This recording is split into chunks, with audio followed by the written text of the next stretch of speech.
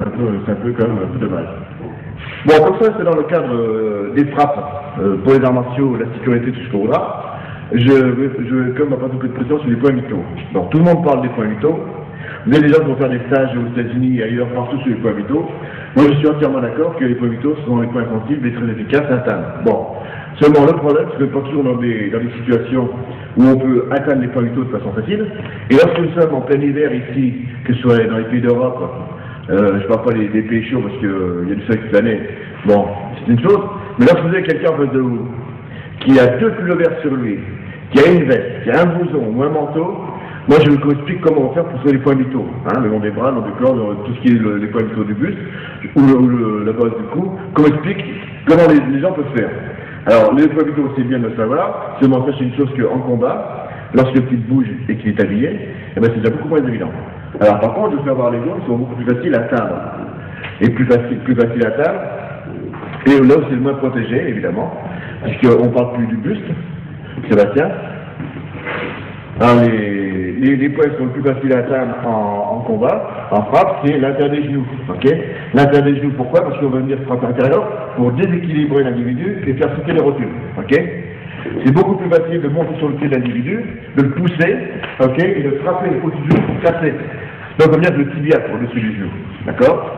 C'est toujours plus facile de frapper génital ou de rentrer fémoral. D'accord? Que de chercher un point vital qu'on ne pourra jamais atteindre. Ok?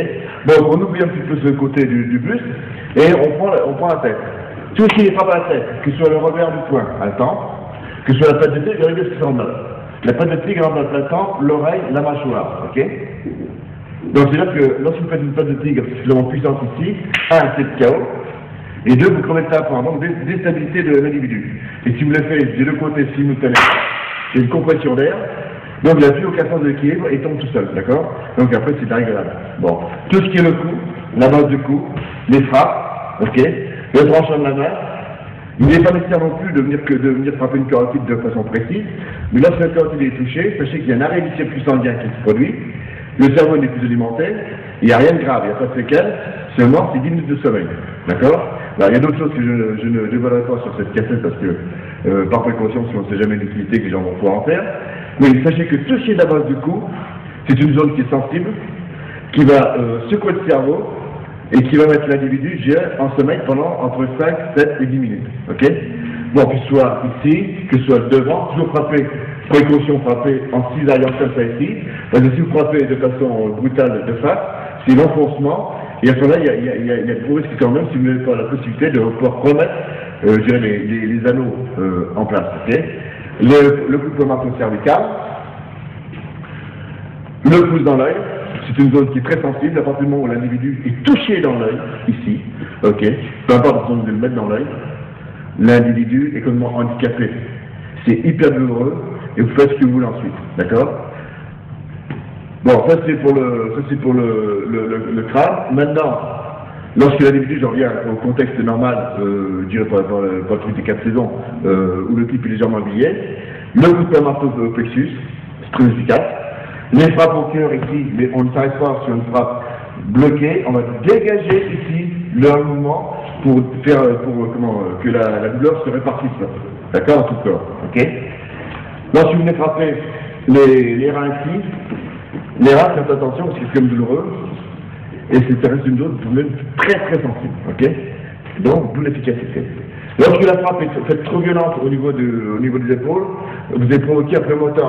Ça peut voir que le nerf s'est décollé, et il faut l'emmener à l'hôpital le plus vite possible, d'accord? Alors, toujours faire attention, on conditionne pour encaisser et mieux réceptionner, et mieux réagir également, mais sachez que ça reste des zones dangereuses, d'accord? Donc, le pneumothorax, les reins, ok? Puisque vous pouvez le faire tomber directement au sol, vous pouvez le faire tomber à genoux, hein, dans une frappe très violente au niveau des reins. Et pour l'extérieur des jambes, c'est également la façon de frapper ici, de venir en cisaillant ou de travailler l'articulation ici, pour venir ensuite contrôler les chevilles. D'accord? Ça, c'est dans les combinés de frappes. Alors pour la frappe tibiale, c'est logique, ok? On ne va pas travailler non plus de façon très large ici à prendre des distances pour frapper puissamment, ça ne sert à rien. C'est de travailler dans la rotation, très court ici, pour être efficace, et toujours garder le contact avec l'individu. D'accord? Donc on va travailler ici, descendre sur l'articulation, et venir sur les chevilles pour faire un contrôle cheville. Bon. Et ça, on verra ça après dans les autres, DVD où on rentrera dans la technique d'intervention. Bon. Les frappes également ici, coup de poing marteau. Le coup de poing marteau, sachez que c'est quand même une frappe qui est hyper puissante. Coup de poing marteau, poids des têtes ici, ok, qui va pouvoir remonter directement la gorge, d'accord. Et si on est en position ici, rotation genou, ok. Et bien, j'espère que ces conseils sur la frappe vous seront utiles et je vous souhaite bon entraînement et surtout, une fois de plus, ne faites jamais quelque chose qui va à l'encontre du corps physique.